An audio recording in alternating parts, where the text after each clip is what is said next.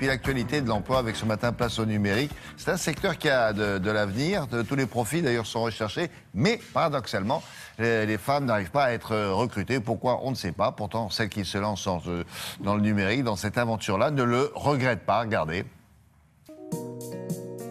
C'est le cas de Laetitia Graille. Il y a quelques années, elle enseignait les mathématiques dans une classe face à des élèves. Aujourd'hui, elle développe des applications qui rendent ludique l'apprentissage des mathématiques.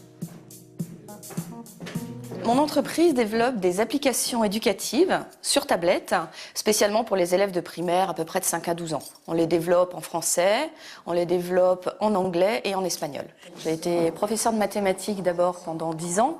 J'ai enseigné en France, aussi en Angleterre, dans le secondaire et aussi dans le supérieur. Et ensuite, j'ai monté ma première entreprise, Les Cours Marcel, qui fait du soutien scolaire sur Paris. Puis la deuxième, MyBimat, qui fait des applications éducatives pour apprendre les mathématiques aux enfants.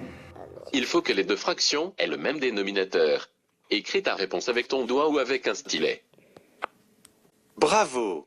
Je crois que je suis geek, j'adore tout ce qui est techno, mais je ne suis pas pour autant développeur.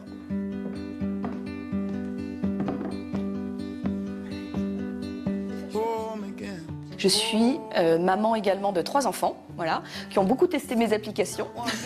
C'était très bien. Oui, ils sont superbes, ils sont super autonomes et il y en a besoin avec la vie que je mène. Yes. C'est pas facile, mais essaye. Vendredi 17 avril se tiendra aux Arts et Métiers Paris Tech le forum Jeunes Femmes et Numérique. L'occasion pour celles qui hésitent à se lancer de découvrir les opportunités professionnelles offertes par ce secteur. Toute la journée, on va avoir un défilé de créatrices d'entreprises, de managers qui viennent expliquer ce qu'elles ont fait pour entrer dans ce secteur, ce qu'elles y font, et donc décoder aujourd'hui les opportunités du secteur pour les entrantes.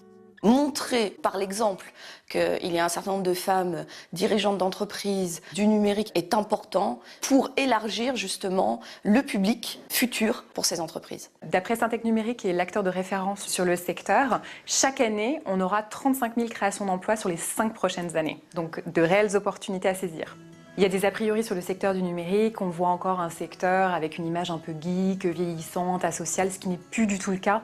Aujourd'hui, il y a plein de métiers passion, créatifs, innovants, qui nécessitent une pluralité de compétences. Elles ont plein de choses à offrir et elles ne le savent pas encore ou elles le savent encore trop peu.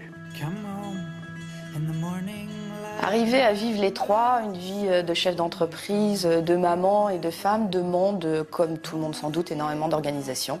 Mais ça se fait. Et je pense que c'est bientôt une question qu'on ne posera plus aux femmes, ou alors on les posera également aux papas. Mais comment arrivez-vous à être à la fois chef d'entreprise, papa et mener votre vie d'homme ? Le forum Jeunes Femmes et Numérique est ouvert à tous et à toutes. L'entrée est libre et c'est l'occasion pour les visiteurs de découvrir de belles réussites professionnelles déclinées au féminin.